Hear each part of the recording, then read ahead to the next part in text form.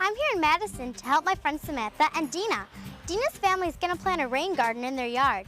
I know what you're thinking, a rain garden? Here's the deal. In cities and towns, rainwater that should be seeping into the ground ends up running off of roofs, driveways, sidewalks, roads, and parking lots into storm drains, which quickly move the water to rivers and lakes. Because of rapid runoff, the groundwater isn't getting refilled, the water table is dropping, and the drinking water supply in parts of our state is shrinking. Roger Bannerman and Susan Prevey are here today to show us how we can all help solve the runoff problem. Hi, guys. Hi, Maisie. You know, Maisie, we do have a shrinking water supply problem. And one way we can solve that is by building rain gardens. Rain gardens are nothing more than a little depression that the water flows into and slowly soaks in the ground. So instead of the water running off into the street and causing problems, it stays there and helps our water supply. Now, the water can come from the rooftop, it can come from the lawn, and just soak into that system. Also, we get the benefit of trapping pollutants. Again, pollutants would normally just run off a rooftop or lawn and go into the street, into our lakes and streams. Would you like to look at a rain garden? Sure. Okay. Here we are. This is the rain garden that we've prepared for Dina's mom and dad. And the site has been dug. We placed rocks around the outside because Dina's mom really likes them.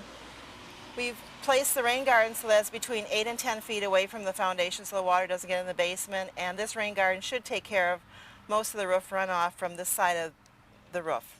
Next, we help Susan and Roger finish digging the rain garden. Then, Roger smooths out the center so that when it rains, the water will spread out evenly throughout the garden.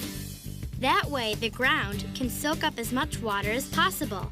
The final step before planting is selecting the best location for each kind of plant. They put the plants that prefer drier conditions around the outside of the garden and plants that like wetter conditions in the center, since that's where most of the water will go. Here we are. This is the fun part. We've got all the plants placed around the garden and now we get to start. So I'll show you how to do that. You dig a hole in the ground deep enough for your plant to go in. And you shake your plant out of the container. And then it's a good idea to stretch the roots out because these have been in their container for a while, so it's a good idea to stretch them out. And then you put it in the ground and pat the dirt around it.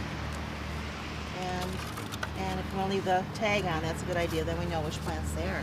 As you notice, there are a lot of plants here, so I've brought along my business partner, Ellen, and some friends to help us. So should we get these folks in to help us? Sure. Yeah. Come on, guys. Hi, everybody. Hi, everybody. Wow, this looks great. And we're off. Look at all of us go. Planting this rain garden is so much fun, and we're definitely learning a lot along the way.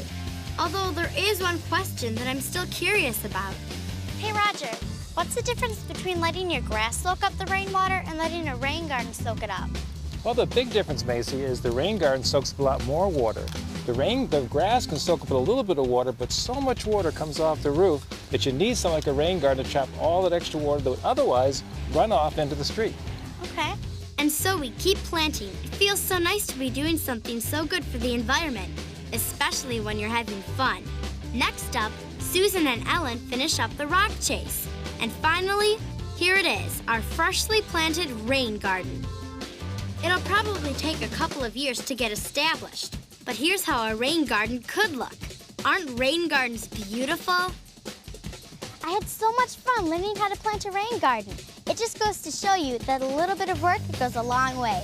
That's it for today. We'll see you next week with more incredible adventures. Bye!